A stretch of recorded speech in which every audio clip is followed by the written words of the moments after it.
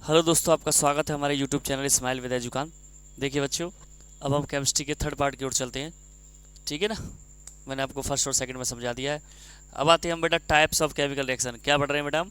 Types of chemical reaction. हमने आपको reactant वगैरह सब चीज़ समझा दिया, तो हम पढ़ रहे हैं types of chemical reaction. Okay बेटा, ठीक है। कोई चीज़ समझ में नहीं आई तो आप आसानी से पूछ सकते हैं मुझसे, कोई दिक्कत हो तो भी पूछ सकते हैं। तो देखिए, पहला है कॉम्बिनेशन रिएक्शन। कॉम्बिनेशन रिएक्शन, कौन सा रिएक्शन बेटा पढ़ रहे हैं हम? Combination reaction. कॉम्बिनेशन का मतलब मिलना, मिलना। फॉर एग्जांपल जैसे P plus Q equal P Q. दोबारा समझिए, P plus Q equal P Q, यानी P हमारा रिएक्टेंट है, Q हमारा रिएक्टेंट है, इनको मिला करके क्या बन गया? P Q. तो हम कॉम्बिनेशन, कॉम्बिनेशन जुड़ना, कंबाइन करना, शामिल होना। तो reactions in which two or more reactant combine to form one product are called combination reaction. यानी वह रिएक्शन जिसमें दो या दो से अधिक रिएक्टेंट कंबाइन, कंबाइन मतलब शामिल होकर के, मिल करके फॉर्म वन निर्माण करते हैं वन प्रोडक्ट, एक प्रोडक्ट का, वो क्या कहलाता है? Combination reaction. A general combination reaction can be represented by the chemical equation given here. जैसे ये दिया है, एग्जाम्पल से समझते हैं कि व्हेन मैग्नीशियम इज बर्न, जब मैग्नीशियम को जलाया जाता है, इन द एयर मतलब प्रेजेंस ऑफ ऑक्सीजन, ऑक्सीजन की उपस्थिति में, तो मैग्नीशियम ऑक्साइड इज फॉर्म। क्या बनता है बेटा? Magnesium oxide.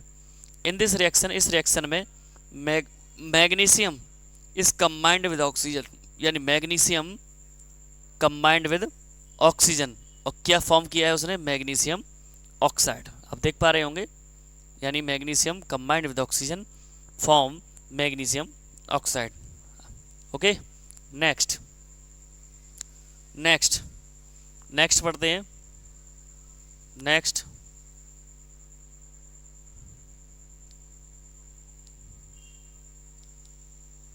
नेक्स्ट है बेटा डीकम्पोजिशन रिएक्शन। नेक्स्ट क्या है बेटा हमारी?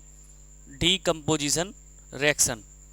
डीकम्पोजिशन रिएक्शन, तो देखिए कि रिएक्शंस इन विच, जिसमें वन कंपाउंड डीकम्पोजेस, यानी एक कंपाउंड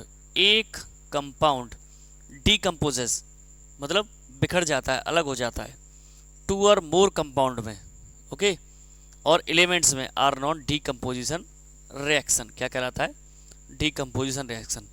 यानी हम ये कह सकते हैं जिसमें एक सिंगल कंपाउंड है ना, दो अलग अलग या दो से अधिक कंपाउंड में या एलिमेंट में बिखर जाता है, अलग हो जाता है, वो क्या कहलाता है?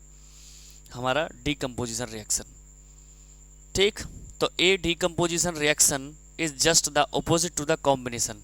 ये लाइन समझिए कि डीकम्पोजिशन किसका अपोजिट है? कॉम्बिनेशन का। या कह सकते हैं कॉम्बिनेशन किसका अपोजिट है?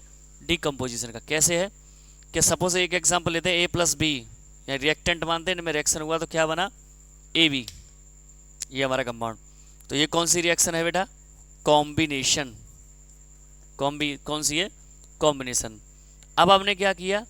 ए बी है ना, अब ये क्या हो गया? डिकम्पोज हो गया, तो ए प्लस बी में हुआ, इधर प्रोडक्ट बना। ये कौन सी होगी? डीकम्पोजिशन। आप देख रहे हैं ना, समझ में आ रहा है ना? बिल्कुल समझ में आ रहा है। यानी दो कंपाउंड मिलकर के सिंगल प्रोडक्ट बना रहे हैं, वो कॉम्बिनेशन। और जहाँ सिंगल रिएक्टेंट प्रोडक्ट में अलग अलग हो जाए, है ना, तो वो क्या है? हमारा decomposition. A general decomposition reaction can be represented इस तरीके से, यानी देखिए, यानी ये हमारा सिंगल रिएक्टेंट है जो डीकम्पोज होकर के दो प्रोडक्ट बनाए इसने। चलिए ठीक है, एग्जाम्पल और देख लीजिए, और भी एग्जाम्पल है यहाँ पर कि when calcium carbon is heated, जब कैल्शियम कार्बोनेट को गर्म किया जाता है, it decomposes into calcium oxide. ये किस में डीकम्पोज हो गया? कैल्शियम ऑक्साइड में और कार्बन डाइऑक्साइड में। तो देखिए, हम इसे समझ सकते हैं, ये हमारा क्या है? Calcium carbonate. जब इसको हीट किया गया, जब इसको हीट किया गया, तो एक तो कैल्शियम ऑक्साइड बना और एक कार्बन डाइऑक्साइड गैस, तो ये डीकम्पोज हो गया। ओके, आगे है कि when ferric hydro oxide, when ferric hydro oxide, आपको दिखाई नहीं दे तो मैं थोड़ा सा ऊंचा कर देता हूँ, ठीक है ना। देखिए, व्हेन फेरिक हाइड्रोक्साइड, इसको फॉर्मूले को याद करते चलिएगा, इस चैप्टर में से ये काम आते हैं।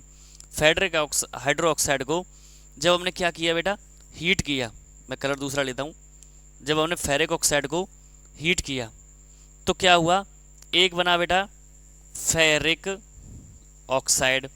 दोबारा सुनिए, जब हमने फेरिक हाइड्रोक्साइड को हीट किया तो क्या बना, फेरिक ऑक्साइड, और साथ में क्या बना बेटा, वाटर।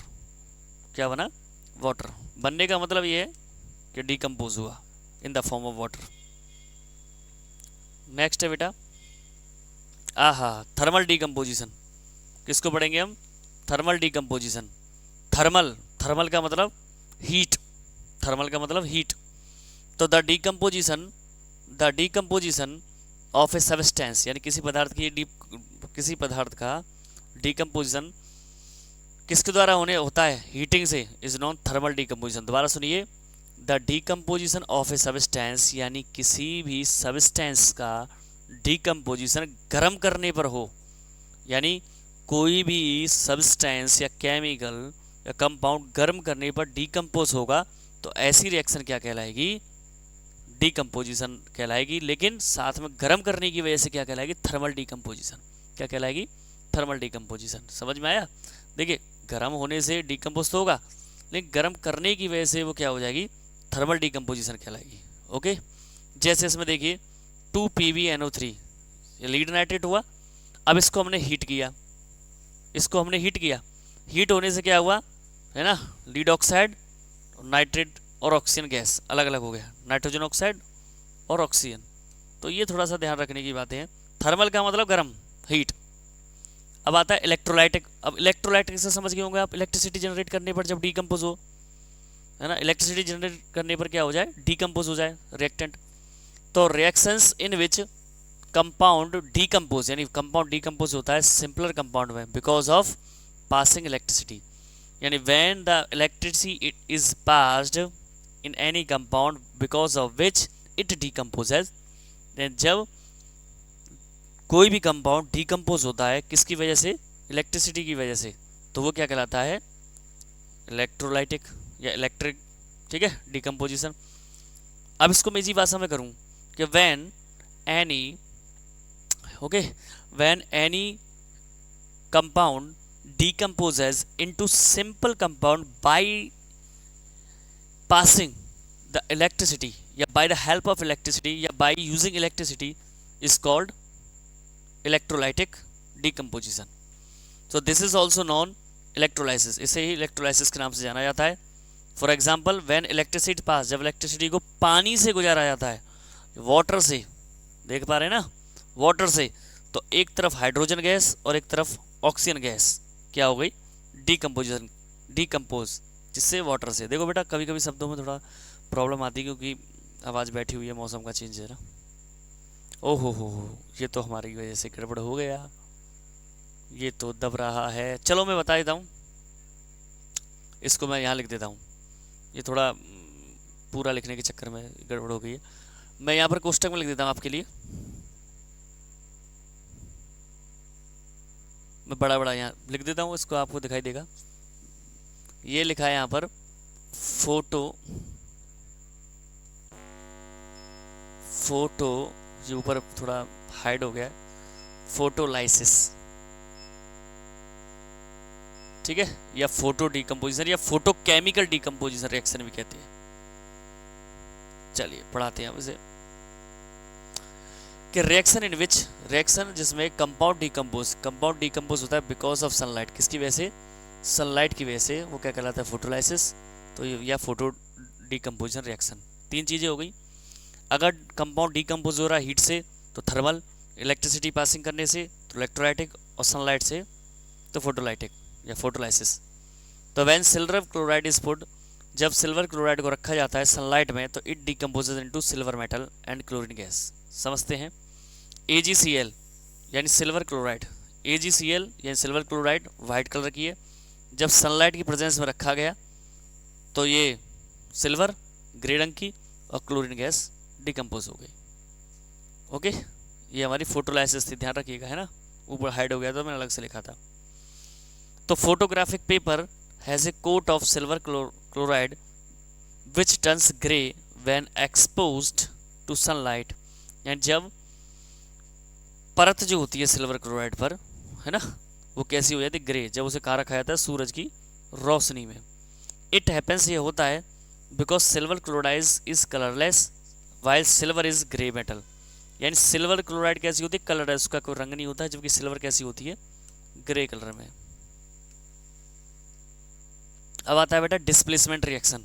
कौन सा रिएक्शन पढ़ रहे हैं हम बेटा, डिस्प्लेसमेंट। डिस्प्लेस, जैसे भैया मेरी सीट पर तू मत बैठ, मैं तेरी पे बैठ जाऊं, या तू उसकी पे बैठा है, तो डिस्प्लेस कर देते हैं हम एक जगह से। जैसे मान लीजिए ट्रेनों में, बसों में आपने सफ़र किया है कि जगह है, 2 लोग बैठे हुए हैं, तो मानी भैया वो खिड़की के पास आ जाते, तो वो खिड़की के पास बैठ गया, अपनी जगह को छोड़ करके खिड़की के पास बैठ गया, तो उसने अपनी जगह को चेंज कर लिया, डिस्प्लेस हो गया, जगह तो वही है, सीट तो वही है, ऐसे ही। तो the chemical reactions in which A more reactive element displace less reactive, इसी को ध्यान रखिएगा बस, यानी मोर रिएक्टिव मेटल, या सॉरी मोर reactive element less reactive element को डिस्प्लेस कर देते हैं। भाई पहलवान तो कमजोर को हटा ही देगा, ठीक है। And form from a compound, किससे, एक कंपाउंड से, is known as displacement reaction. क्या कहलाती है वो, डिस्प्लेसमेंट रिएक्शन कहलाती है। समझ में आया, यानी more reactive element displace less reactive element, है ना, from a compound is called या इज नोन डिस्प्लेसमेंट रिएक्शन।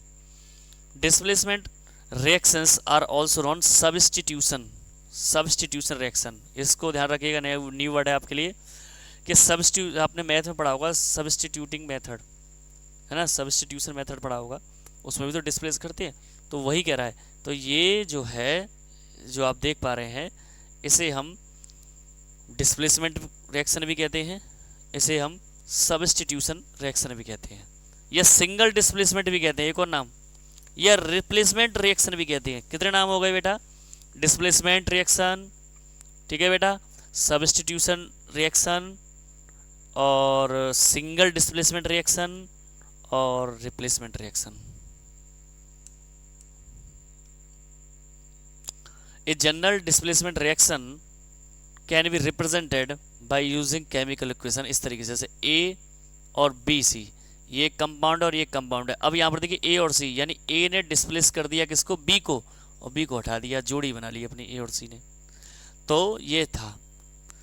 तो displacement reaction takes place, displacement reaction होती है when A is more reactive, क्योंकि ए ताकतवर था इसलिए तो बी को भगा दिया, then B is more reactive than A, so A will not displace C from BC and reaction will not be taking place.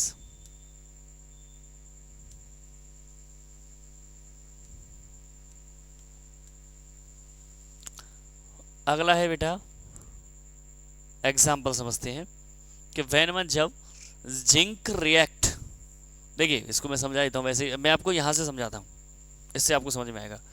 जब जिंक रिएक्ट करता है HCl से, HCl जानते हो ना, हाइड्रोक्लोरिक एसिड से, तो इट गिव्स हाइड्रोजन गैस। क्या देता है ये, हाइड्रोजन गैस। और क्या बनाता है, जिंक क्लोराइड। क्या बनाता है,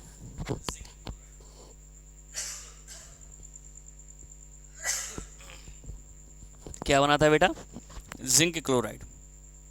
ओके, अब इसी जिंक को यदि कॉपर सल्फेट के साथ रिएक्शन कराई जाती है इसी जिंक को जब कॉपर सल्फेट के साथ रिएक्शन कराई जाती है, तो जिंक सल्फेट के साथ रिएक्शन करके जिंक सल्फेट बना देता है और कॉपर मेटल अलग हो जाता है, ठीक है। तो डिस्प्लेसमेंट रिएक्शन था ये। तो यहाँ तक हमारा ये फर्स्ट पार्ट से सेकंड पर पहुँचे, केमिकल के थर्ड पर पहुँचे। इस प्रकार केमिस्ट्री के हमारे ये 3 चैप्टर, मतलब केमिस्ट्री के हमारे 3 पार्ट हो गए फर्स्ट के। आशा करता हूँ आपको यहाँ तक समझ में आया होगा, और पूरी कोशिश की जा रही है आपको अच्छे से अच्छा सिखाने की। लेकिन फिर भी कोई प्रॉब्लम है तो आप मुझे संपर्क कर सकते हैं कमेंट के द्वारा। तो चैनल को लाइक कीजिए, शेयर कीजिए, सब्सक्राइब कीजिए, बेल आइकन दबाना ना भूलें। Stay healthy and stay fit. जय श्री श्याम।